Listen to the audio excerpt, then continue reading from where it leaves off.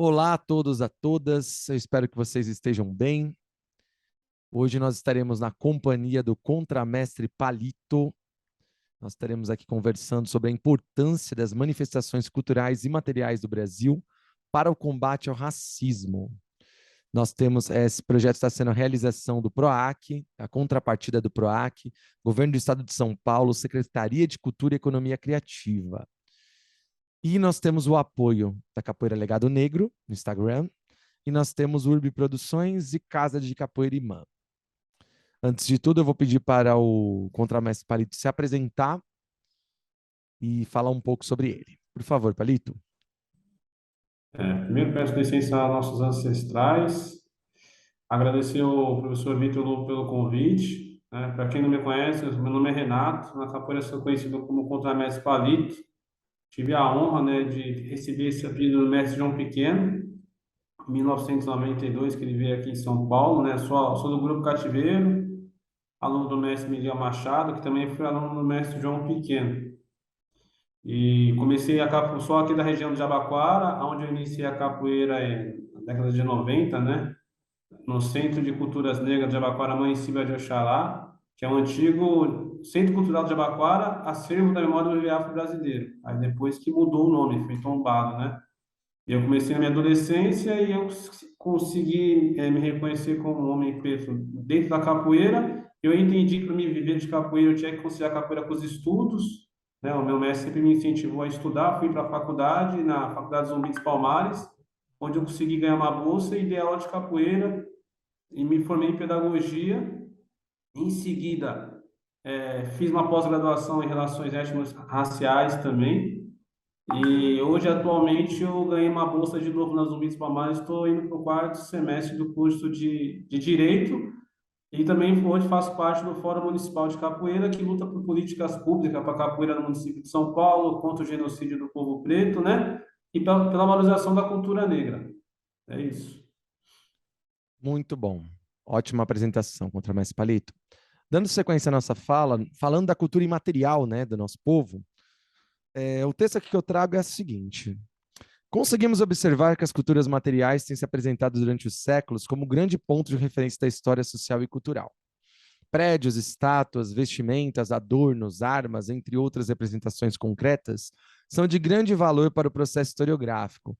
Porém, o campo imaterial que compõe o ato de fazer e a ação criativa, principais formas de expressão dos povos de matriz afrodescendente, foram negligenciados e marginalizados durante centenas de anos. Quando eu trago isso, Palito, nós estamos aqui trazendo um debate dizendo que não vale que um prédio, que uma estátua, né, uma vestimenta não tem seu valor, na verdade. Nós estamos falando que tem o seu valor.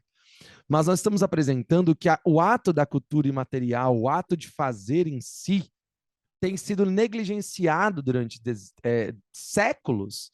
E aí nós trazemos esse debate para a questão da luta contra o racismo.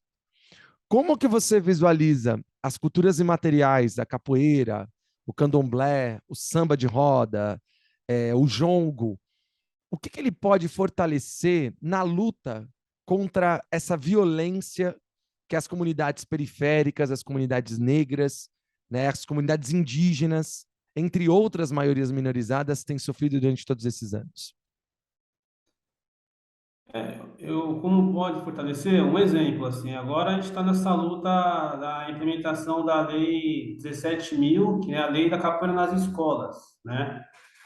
E o pessoal gosta muito de falar combate antirracismo e tal, né? Mas, assim, a capoeira nas escolas, ela vai ser o combate, o enfrentamento do racismo, porque a gente sabe que a escola é um espaço extremamente conservador ainda, né? Um padrão de educação eurocêntrica, né? Então, a capoeira nesses espaços, ela já vai ser um enfrentamento ao racismo, porque ela vai tirar, né, essa cultura eurocêntrica e vai colocar uma cultura negra, né? E não só a cultura negra, a obrigatoriedade, né, do ensino da cultura negra, que fala da capoeira, você já resgata a sua ancestralidade, né? As crianças praticamente já aprendem a ancestralidade de uma forma lúdica, através da roda, da musicalidade, dos movimentos, da contação de história.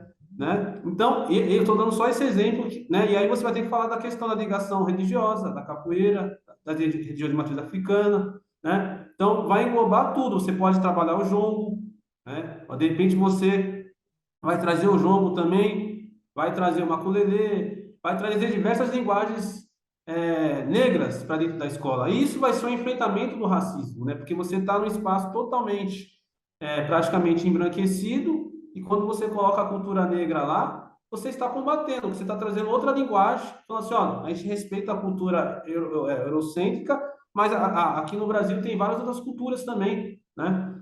E aí que não tem espaço. Então, quando você coloca nas escolas, você diretamente você está enfrentando o racismo, né? Eu entendo isso, que isso é uma forma de você enfrentar o racismo colocando as outras linguagens culturais, indígena e cultura negra, nesses espaços, né, da escola de formação. Importante a sua fala, e eu acho bacana o jeito que você traz, que em nenhum momento a gente está desmerecendo as outras culturas, né, que são existentes dentro do nosso território brasileiro e mesmo externo. Estamos apenas trazendo o que a cultura afro-brasileira, né, a cultura afrodescendente, né, ela é uma base, uma matriz que deve ser valorizada, assim como as outras, né? Nenhum colocando o grau de acima ou abaixo de nada, trazendo apenas colocando no seu devido lugar, né, o valor que aquilo que nunca foi dado a essas culturas, correto? E o que nós trazemos um outro ponto também. Você sabe tão bem quanto vários outros capoeiristas que dos últimos anos a ONU implementou a década da afrodescendente, né? A década da cultura da ONU em si, né? Que foi de 2015 e vai até 2024. Como a década internacional afrodescendente, a Assembleia Geral ela implementou. Ao fazê-lo, a comunidade internacional reconhece que os povos afrodescendentes representam um grupo distinto cujos direitos humanos precisam ser promovidos e protegidos. Cerca de 200 milhões de pessoas que se identificam como afrodescendentes vivem nas Américas e várias outras vivem em outras partes do mundo. Quando a ONU traz esse ponto, ela traz, entre outras questões, o próprio termo que você utilizou, o genocídio negro, somente aqui no Brasil, nas comunidades, nas favelas, em outros ambientes que a gente precisa trazer. Se a ONU traz esse ponto de reflexão para o mundo todo, como que o Brasil, esse debate que o Brasil a gente está fazendo há tanto tempo, o Brasil ele pode se utilizar dessa forma realmente das culturas imateriais para a transformação e luta e combate ao racismo? Eu pergunto isso por quê? Porque você colocou alguns pontos da capoeira nas escolas. Esse professor e essa professora, esses educadores, eles estão preparados, estão identificados, conseguem compreender essa metamorfose que é a cultura imaterial do Brasil? Na verdade, eu entendo que a gente tem que fazer uma formação contínua, né? Tanto os professores que estão lá dentro das escolas vai ter que fazer uma formação, quanto quem vai entrar, né? A gente não sabe tudo, né? Então a gente tem que estar sempre estudando. E para dar aula na escola, a gente vai ter que estudar sobre a Lei 10.639, né? Que é a obrigatoriedade da história da cultura afro, né, dentro das escolas é a cultura indígena. A gente vai ter que reestudar, a gente vai ter que, né, vai trazer o nosso conhecimento, vai ter que se preparar ainda mais. Porque na escola, quando a gente vê um momento de, um exemplo, as crianças negras, por causa do racismo enraizado, elas recebem apelidos pejorativos, racistas. Então, como o professor vai agir numa situação dessa, seja uma cena de racismo ali, né? Como é que ele vai combater isso? Ah, um exemplo, você faz uma roda, conversa, e aí você começa a conversar com eles. Não pode por causa disso, vai ter que contextualizar. Isso é uma forma de enfrentamento dentro da escola, né? Então, a formação tem que ser contínua, né? Os professores, né? Então, tem que entender que a capoeira tem uma ligação, ela combate o racismo, né? Ela combate, por exemplo, muitas crianças de religiões matriz africanas, elas não podem falar qual a religião dela dentro da escola, porque elas vão ser massacradas, vão sofrer um racismo religioso. Então, o professor de capoeira ou mestre vai ter que entender como ele vai usar a capoeira para não deixar isso acontecer, né? Então, é uma preparação contínua, né? E a gente tem que estar se preparando, estudando, e para isso ele vai ter que reestudar a história do nosso povo, tanto do povo negro quanto do povo indígena, para você estar preparado para quando tiver esses, né, esses embates na escola, você saber como intervir, né? E não deixar isso acontecer. Mas a formação é contínua, né? A gente, na verdade, nós somos mediadores de conhecimento, né? A gente temos que conhecer a realidade de cada escola e saber como trabalhar. Por exemplo, se você trabalha em locais do centro, tem bastante boliviano, haitiano, então você vai ter que saber estudar, porque eles sofrem também, né, xenofobia, né? E aí você tem que saber como trabalhar para você não deixar isso acontecer e usar a capoeira como uma grande, um instrumento para você poder enfrentar isso. Nós tivemos o caso há algum tempo, pouquíssimo tempo, né, do mestre Nenê, né? Foi o caso do mestre Nenê, que teve, inclusive, nós fizemos um movimento lá no dia que ele teve que fazer o depoimento, é isso, né? Foi isso, que Sim, ele foi foi colocado no isso. camburão, na frente do filho, agredido e tudo mais, não é? Você considera que a cultura imaterial, a capoeira em si, ela pode, dentro desse ponto, ainda ser um movimento de denúncia para situações como essa, e mesmo outras situações de violências nas periferias, contra as comunidades negras? Você considera que ela consegue se atualizar e apresentar essas monstruosidades que acontecem hoje? Não só como pode, como ela deve. Ela tem que estar nesses espaços, né? Ela tem que estar, como eu falei no começo, a capoeira, ela luta contra o genocídio do nosso povo. Então, onde você vê coisas que nem essas barbáries acontecendo, a gente precisa estar nesse espaço. Não tem como você não participar, né? E você falando isso daí, no dia, teve mais ou menos, acho que uns 50 capoeiristas, né? Ali, o tamanho da nossa cidade, o número de capoeiristas que a gente tem aqui, minimamente era para ter uns 300, né? Ali. Não só ali, né? E no dia teve várias falas muito fortes, falando sobre isso que você falou. Pô, isso não só acontece aqui, porque aonde aconteceu com o Mestre Nenê foi na Vila Madalena, né? Que é um bairro de classe média alta. Mas na periferia acontece todos os dias. E a gente, como capoeiristas, o que que a gente está fazendo para combater isso? Né? Como a gente está se organizando? Né? A gente do fórum entende que essa luta é nossa. Então, a gente tem que estar organizando e participando. Quando tiver acontecer qualquer tipo, né, de genocídio, né, violência do Estado, que acontece diariamente, a gente tem que estar se posicionando, defendendo o nosso povo, porque a capoeira surgiu para isso, né, e a gente não pode deixar esse legado morrer, né? Então, como eu falei, não, como pode, mas deve, e deve estar, não só no caso do Mestre Nenê, mas em outros vários casos que acontecem de genocídio do nosso povo aí que a gente vê diariamente aí acontecendo. Eu faço essa provocação do se nós estamos conseguindo fazer isso, né? Porque que nós devemos é algo claro, é claríssimo isso, né? Mas a minha dúvida realmente é se nós estamos conseguindo fazer essa manutenção de entender que a capoeira ela é essa luta, né? E eu não tenho visto tantas manifestações, principalmente eu vou usar um termo que eu não gostaria de usar, mas é um termo, o ícone, sabe o ícone? Os grandes representantes da nossa cultura, os mestres e mestras, aquelas pessoas que têm o poder da mídia, eu não tenho visto. Sabe, eu não tenho visto, eu tenho visto poucas pessoas fazendo o que tem uma mídia, uma força nas redes sociais, fazendo esse tipo de denúncia e fazendo esse tipo de chamada, né? Eu tenho visto pouco isso, por isso que eu trago essa para provocação. Nós precisamos realmente que essas pessoas também entendam que isso é uma luta de todos e todas, e de todes, né?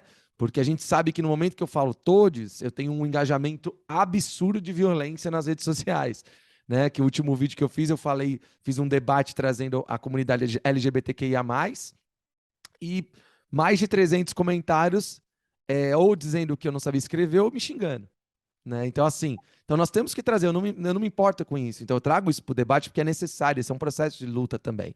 Resistência que nós temos o direito de falar e trazer pessoas que não têm, muitas vezes, o direito de fala. Por isso que eu trago isso, viu, Palito? Não, sim, concordo, professor Vitor. É um exemplo, né? Aí se viu o que aconteceu com o George Floyd lá, né? Percussão mundial. E aqui a gente tem o George Floyd morto praticamente todos os dias. E você não vê a mesma comoção, né? É isso que você está falando. Você não vê isso. Infelizmente, na nossa sociedade meio que se acostumou. Ah, tá morrendo, né? Então isso é muito sério, né? Isso é muito sério. E aí falta isso que você falou, a indignação, a mobilização, né? Mas eu acho que é isso, a gente tem que fazer a nossa parte e se posicionar, agir, você está de parabéns. Infelizmente, a gente sabe que a gente vive num país totalmente racista, né? Um racismo enraizado muito forte, né? Um preconceito, e quando você se posiciona, você é atacado. Infelizmente, acontece isso, mas a gente tem que continuar, não pode abaixar a cabeça, né? E assim, para falar da capoeira, o Cauê Touré, que foi um dos fundadores do Pantera Negra, ele fala que a luta do nosso povo preto não é evento, e às vezes acontece virando evento. né? Ah, vou lá no ato e participo, e nos outros dias depois. Não é isso, né? Você tem que participar diariamente. E quando você está dando aula no seu espaço, você faz um trabalho de transformação, você conversa com seus alunos sobre isso, você está preparando para enfrentar isso também. E no dia que tiver um chamamento, eles vão participar, porque eles já estão se preparando. Isso que a gente não pode deixar se apagar, né? Não é só capoeira. Capoeira é muito mais que só jogar capoeira, né? Capoeira é você... eu gosto de usar muito o filme do Besouro, né? Porque o filme do Besouro, eu acho que dá para você fazer várias reflexões no filme do Besouro. Porque no começo do filme, o mestre Alípio fala assim, um lutando, né? Um é bom, dois é melhor, três é mais forte ainda. E você tem que estar lutando junto. A nossa luta não é uma luta sozinha, individual, né? E se você pegar no filme, o Besouro ele luta praticamente sozinho, né? Os outros apoiam, mas não lutam com ele, né? E a nossa luta é coletiva. E a capoeira é uma luta coletiva. A nossa ancestralidade, a luta quilombola é uma luta coletiva. Não é uma luta eu sozinho, né? Então, quando a gente vai participar de alguma mobilização, a gente tem que ir coletivamente organizado, não é um ir sozinho, né? Então, quando você fizer essas denúncias, tem que estar um coletivo junto com você, para você não se expor também e depois você também não ser atacado individualmente, né? Porque é uma luta nossa, né? E a capoeira é uma luta coletiva, como eu expliquei agora sobre o filme do Besouro, né? Mas eu concordo com você, eu acho que a gente tem que fazer esse enfrentamento, sim. A capoeira é uma grande, né, enfim, uma manifestação cultural que sempre lutou contra isso e sempre vai lutar, né, coletivamente.